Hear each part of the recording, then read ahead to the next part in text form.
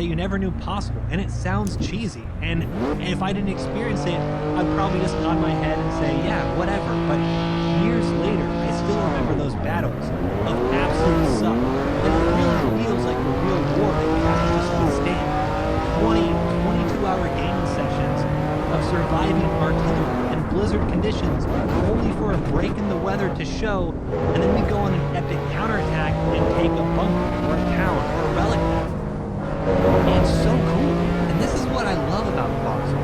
Yeah, the cold is going to be the same for everyone. The wet is going to be the same for everyone. But players are always going to be able to do what they want with these conditions.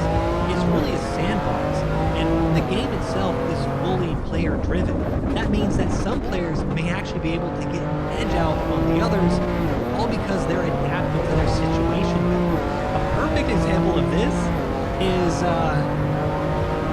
the weather station. Yeah, you can actually build a weather station in Foxhole. You can LARP as a weatherman. And you know how we were talking about in World War II, how those British meteorologists predicted a huge storm which delayed the Normandy invasion? Well, you can play just as an important role as those meteorologists did in World War II in Foxhole. But there's a big catch. Nobody really knows how these things work. So the Foxhole devs do something that I don't really see in video games. They add something to the game and they don't really explain it to the players.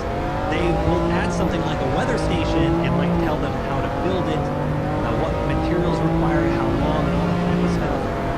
But then they're just gonna see what the players do with it. And right now, only one side really knows what to do. So Wardens and Colonials are at constant war with themselves.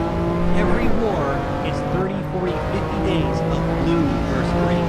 So not just having an equipment advantage is going to help you in the war, having a knowledge advantage is going to help you.